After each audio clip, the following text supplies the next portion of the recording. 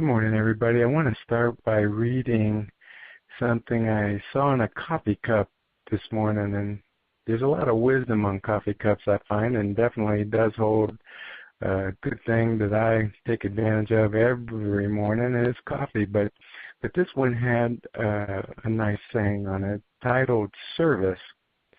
Service is the lifeblood of any organization. Everything flows from it and is nourished by it.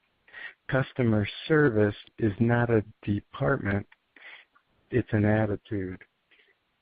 And I want to talk to you this morning about the message for this call titled, Your Numbers Are Bad.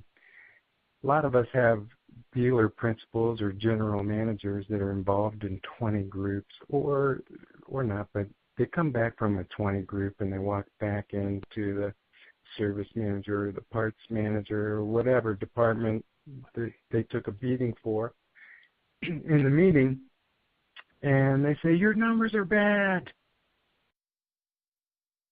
Now, I want to tell you that that's not uncommon. However, what we do with that information is uncommon. Today's call, we're going to go into how to respond to your numbers being bad in a certain area. First thing, be honest with yourself. If your numbers are low producing in, let's say, effective labor rate or hours per technician, hours sold per repair order, that is in itself just a result. We're going to go into some steps to go through if you've analyzed that this number's bad or an area of opportunity for improvement. Let's go through some steps as to how to deal with that. First, why? Evaluate and be sure what makes up that number. It may be that the way you're measuring that result is not the same way as others do. I've seen time after time low gross profit margin on labor or whatever number or statistic we're looking at. You get into it and they take this out of gross profit or they take that out of gross profit. It's a manual entry on the accounting side to get that result.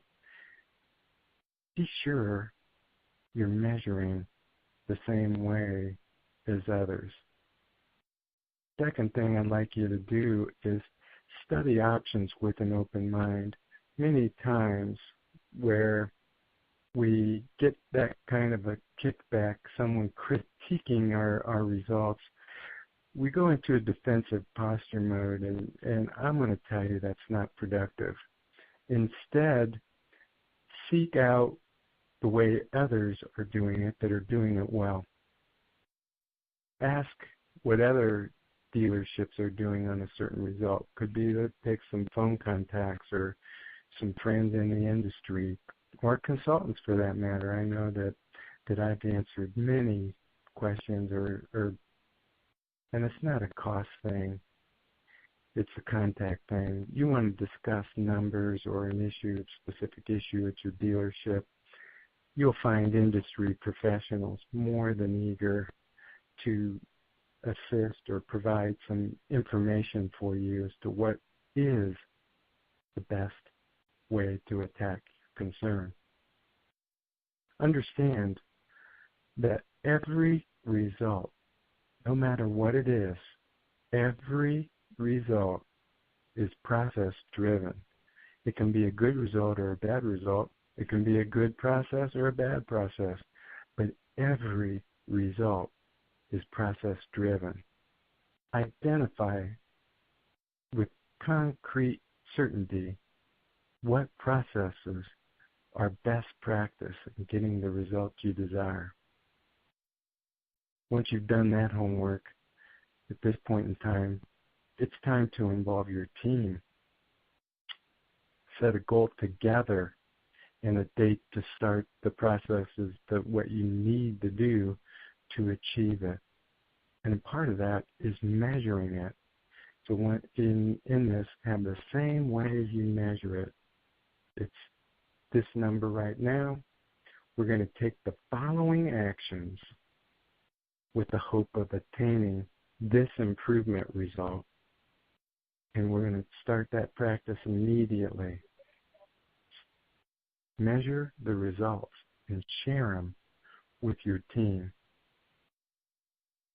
Next thing on this list is you have to stay positive. I know in the scope of things, if you're set out to do something and you're wanting to accomplish it, I have some news for you.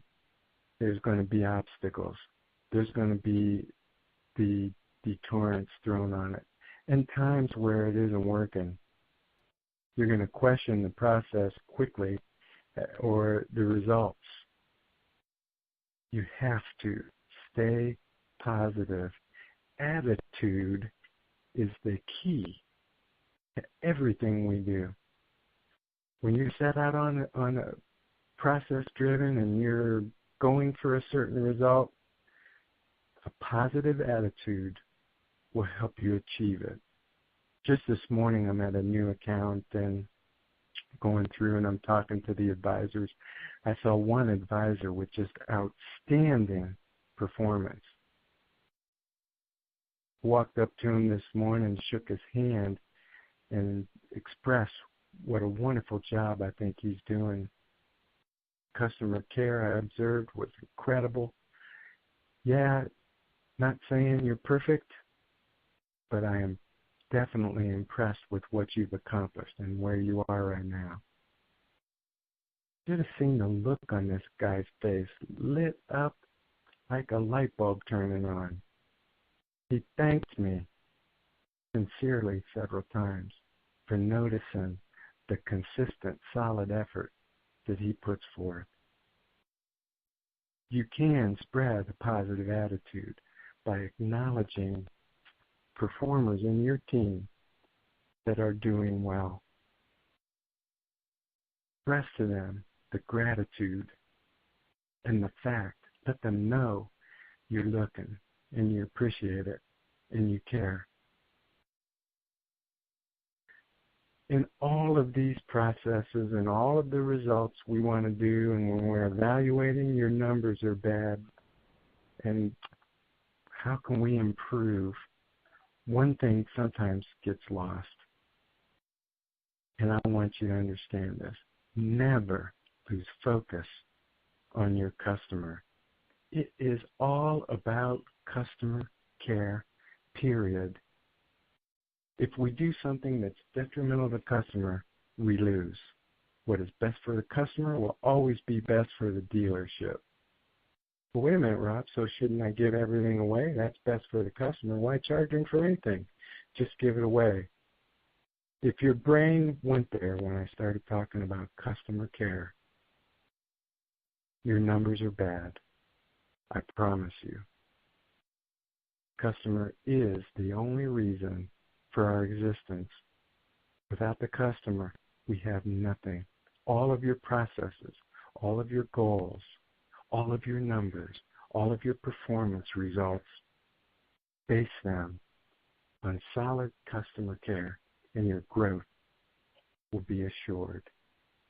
Thank you for your time today, and I hope everybody has a perfect day. Thanks. Hi, meet Christy. She's the service manager of a new car dealership.